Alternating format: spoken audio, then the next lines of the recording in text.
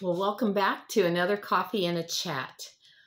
I'd like to read Romans 8:28 as I start today with what I want to share with you. And it says this, "And we know that in all things God works for the good of those who love him, who have been called according to his purpose." Now, the last couple of days, we've had a series of storms come through.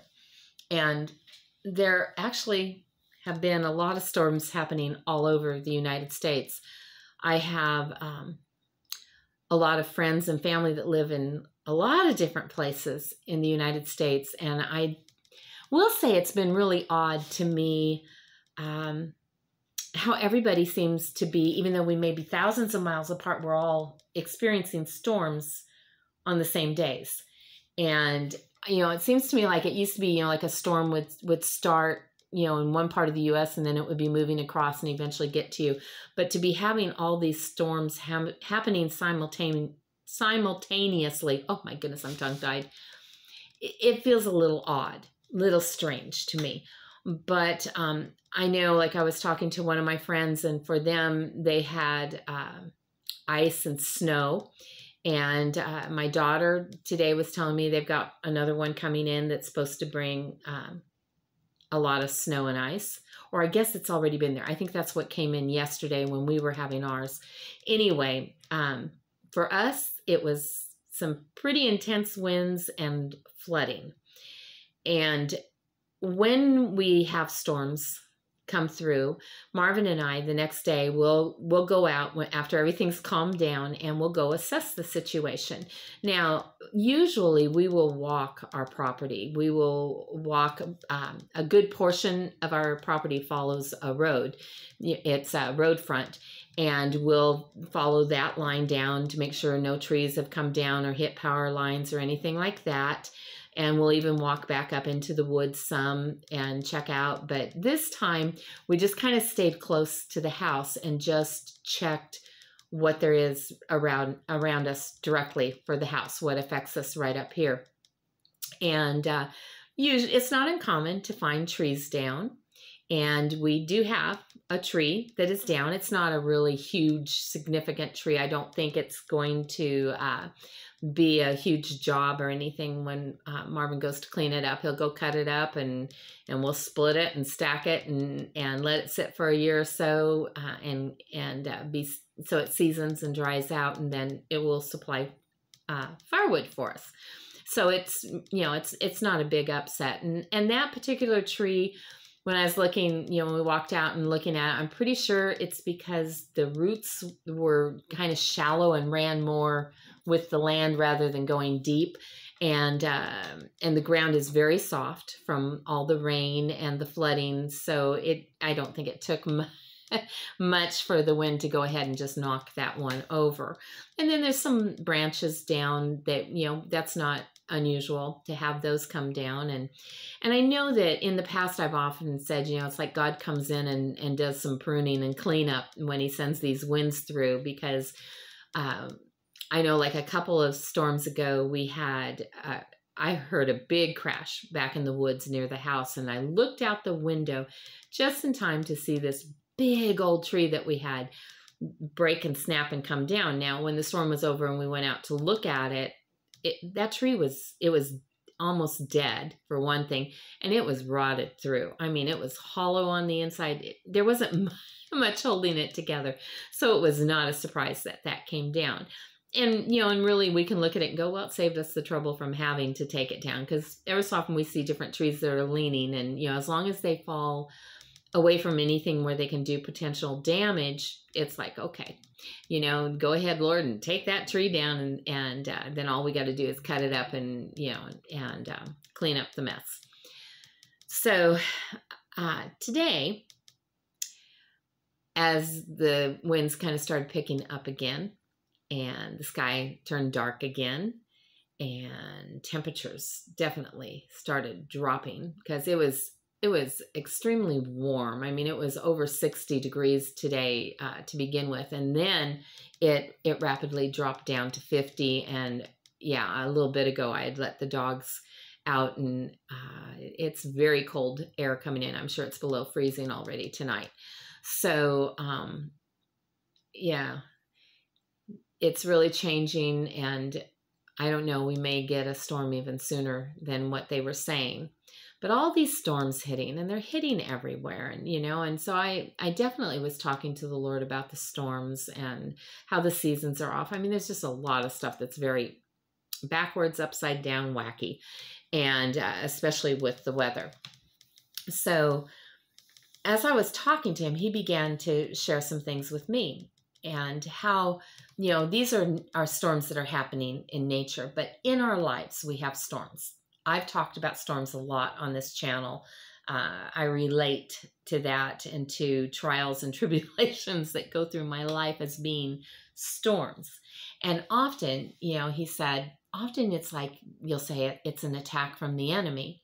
And quite honestly, a lot of times it is.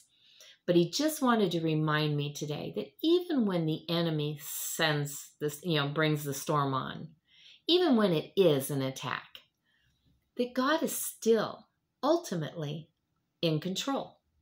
That the enemy really can't go do a bunch of stuff to us that he doesn't have God's permission on. Because, see, I belong to God. I'm his. If I'm anybody's property, I am the property of the Lord Jesus Christ. And I trust him with my life. And I know that not everything that comes into my life is going to be easy or, hunky-dory and a party. No, there are hard things that come into my life. And even though it may come from the enemy, it may come from, my own stupidity, because sometimes I create my own storms. That no matter where that storms come from, that ultimately God's hand's in it. See, and that's why I wanted to read that scripture, because we do know that in all things, right? All things, good, bad, and ugly, God works for the good of those who love him, who have been called according to his purpose. See, that's me. Is that you? It's me. I believe in him. I am called according to his purpose. I am his child. And so whatever comes my way, he works good in that. And I know that. I know that he brings blessings out of difficult times. But today he was talking about that whole thing about sometimes that storm comes in and it cleans out a bunch of dead things out of our woods. It topples over things that don't have deep roots and weren't stable and secure to begin with. And that in my life, that God will often use a storm in my life to do the same thing, to clean out dead things that don't belong in my life, old things, things that are part of my sin nature. He will use it to move out things that are shallow and not stable and strong and secure, things that don't have a deep root system because, well, quite honestly, a lot of times they don't need to have one. They're so insignificant. They're not that big a deal. They're not what's really important. And I know I have had that thing out of whack in my life so many times when I thought that, having a house. Oh, I remember, the first time that my first husband and I, we looked to buy a home. And I just was so set that, that's what you do. You get married, you buy a house. We need to buy a house. And it took a while. Plus we moved all the time. So even just to stay put long enough to put down roots to buy a place, for a while there, I was thinking this is never going to happen. And then I ended up pregnant with our first child. And I wanted to have our own home before she was born so that we could bring her home to our place. It was just something that seemed so important to me. A lot of our friends had already bought homes and all. And I just really had that way up on the priority list. But you guys, it really wasn't that big a deal. It wasn't that important. There were a lot of other things that should have been more important to me at that point than worrying about whether or not we owned a house. That feeling that there was some kind of shame in renting. Actually, we probably would have been financially better off to have stayed renting than the first purchase we made was not a wise one. Again, something we rushed into because, yeah, wanting it was more important than taking the time to make a wise decision. So I know what it is to get my priorities out of whack. I know what it is to think something that's really not that big a deal, think it's really huge important. Those are shallow root things. And sometimes God just kind of needs to topple them over and pull them out of there. Let them become something else, fuel for, to keep us warm or whatever, which see, that tree that came down, it wasn't really doing any good, and it wasn't safe. It was sucking life out of the land and really giving nothing back. It's good that tree came down, and it came all the way down. This one didn't leave a stump behind. I mean, it brought up the root ball and everything. So that tree will get cleaned out of there, and it will serve a better purpose now when it becomes firewood for us. So God just was kind of, talking about that, and how in my life that there have been times when I had friendships that, well, I can think of a couple that God removed out of my life. And these gals, they, in both situations, they were somebody that didn't really have much in the way of friends. People seem to struggle with really liking them or accepting them. And I'm a sucker for the underdog. And I don't want anybody to feel that way. I know what it is to feel that way. So, I want to be a friend to the friendless. But these relationships were very one-sided. And it was all about them. It was all about what they wanted to do or what they thought was important. One woman in particular, she ran me ragged. I was exhausted trying to keep her happy all the time. And she monopolized my time and my energy, and I let her.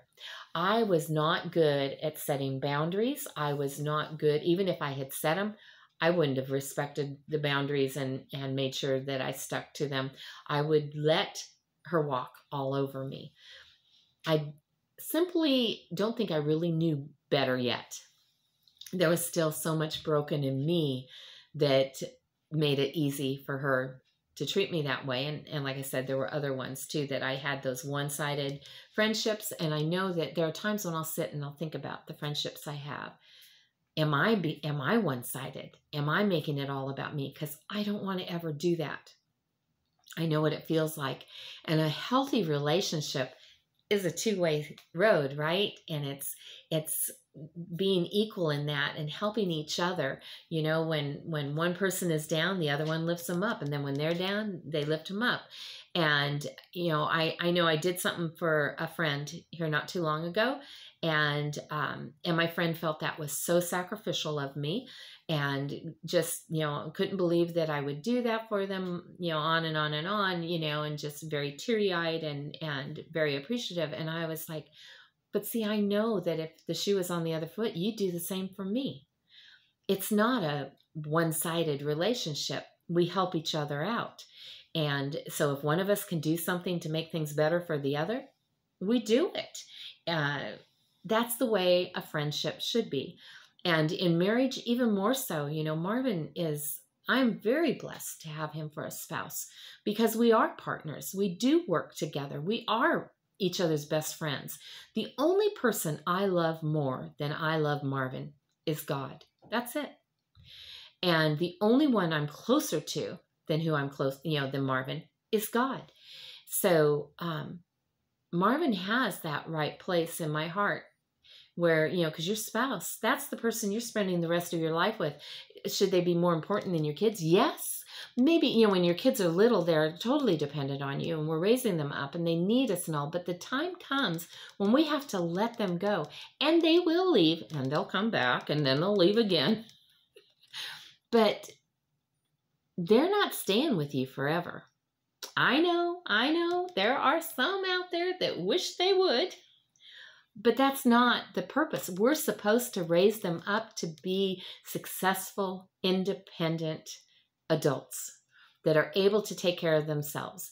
And when we're old and can't take care of ourselves anymore, hopefully we've raised them good enough that they will respectfully, lovingly take care of us, because that's kind of the cycle that God made. You know, the widow or the widower is supposed to be taken care of by their children first. And the orphan is supposed to be taken care of by the family that is still there first. We're supposed to be there for each other. So we're there for our kids when they're little. And then if we get to a place where we're so old and need help or whatever, like my parents did, it was not hard for Marvin and I to be there for them. It was an honor. It was a joy. We built memories, even with the hard things. We built memories that I wouldn't trade for anything. It was a delight to be able to be there, to care for them, to provide things for them, to watch over them, to protect them, whatever it was they needed. It was my honor. It was Marvin's honor. It was a joy for us to be able to do that. Now, I hope I never need anybody to take care of me. I suppose most of us feel that way, but I don't know. I don't know what the future holds. But I know that I'm not supposed to be trying to keep my children with me. When they become adults, I let them go. But Marvin's with me till death do us part, until one of us or both of us are gone. That is my partner. And so even when the kids leave, even when the grandkids grow up and get married, even as they all go on and make their own lives, make their own choices, their own decisions, Marvin and I still have each other. And that is my partner for life. So yeah, I better love him more and put him ahead of them. You know, now as adults, yes, I'll put him ahead of every single one of my kids. We had our grandson here for, what was it, 2 months, something like that. Maybe it was more than 2 months. I don't know. He came in November and left in January. He was here a long time. And there would be times when he'd be like, you know, wanting my time for something or whatever. But if I had something that I needed to be doing for Marvin, I'm like, buddy, you're going to have to wait. He comes first because he's my everything. That's my partner for life. And when you're in there digging through and trying to get all the good food, you know, and so I'm going to make sure that my husband gets the first plate and that it's got adequate food on it for him. And, you know, and we kind of kidded around about it, you know, and, but I want my grandson to know that, yes, Pop-Up comes ahead of you, you know, and Marvin puts me ahead of him too. So, you know, ahead of our grandson. And so we watch out for each other. We got each other's backs. That's the way it's supposed to be. I really believe that. As I read through the Word of God, that's God's plan as I see it. So, because we're in this, Marvin and I are in this together with God. The three of us have formed a relationship because our relationship is based on God. So, sometimes God will remove unhealthy relationships through a storm. Sometimes God will remove unnecessary things that we've maybe filled our calendar with. Yeah, that would be me. I've done that so many times where I just will get overrun with so many things that I'm trying to do for so many people because I want to help people and I want to do good. I mean, my motives are right, but I don't always remember I have limitations and that there needs to be time to rest. There needs to be time just for Marvin and I. You know, there's some things that are important where we're at in our stage of life, but yet I can get myself overwhelmed by trying to do too much for other people. And it has often created a storm in my life. But in the storm, God's been able to show me, and I've been able to be quiet and listen to him and go, okay, I got it. Time to tell some people no, make some changes, work some things out, and that's what I do. So today, as I looked out, watching the wind pick up again, wondering, which one of them trees swaying real hard is going to be the next one to go. I know that whatever tree comes down is because it it needs to come down.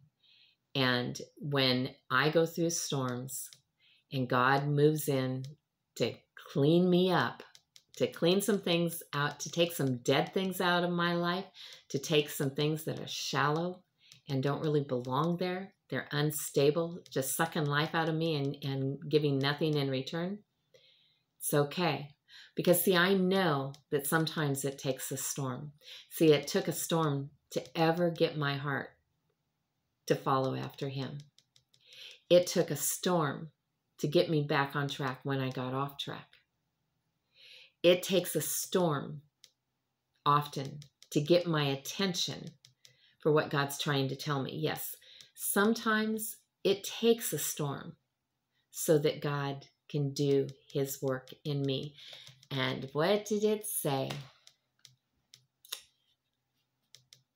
That we know that in all things God works for the good of those who love him, who have been called according to his purpose. See, even the storms, no matter where it came from, whether it was the enemy, my stupidity, or just one of those things, even the storm has a purpose from God to do something good in me. I just thought it was kind of cool. I enjoyed my chat with Jesus today. I enjoyed looking at things in a little different way. Maybe not being so stressed out by storms anymore. It's okay, because there's something good to come out of it. So I just wanted to share that with you because, like I said, in the natural, in nature, we keep getting hit by storms. But people that I know that live hundreds of miles away from me are getting hit by storms. People I know that live thousands of miles away from me are being hit by storms, often all on the same day. So I figure spiritually, if I go through a storm, you may be going through a storm too. And there have been some spiritual storms in my life lately. And God has been doing some awesome things through those storms. And he's been doing a work in me and a work in Marvin and a work in other people as a result of the storm that he has allowed to come. So the outcome of the storm is what I'm grateful for. Knowing that I can have that confidence that whatever I go through, God's doing a good work in me. All right. I love you guys. I hope you have an awesome day today. I just want to say a quick thank you to those of you that have left some very encouraging comments and sent some encouraging emails to me lately. Yeah, sometimes I get a little, oh, I hope I'm doing the right thing. I hope I'm, on track. I'm doing what God wants me to do. I hope this is making a difference in somebody's life. And sometimes I just need that little encouragement of somebody saying, oh, thank you for that video today. You have no idea how on time it was. You have no idea how much that spoke to me. Those things, that encourages me that, yeah, I'm where I'm supposed to be, doing what I'm supposed to be doing. And I think we all need that encouragement from time to time. So thank you for the encouragement that different ones of you out there have given to me with what I'm doing here. All right. All right. I love you guys, and I'll talk to you tomorrow. You have a great day.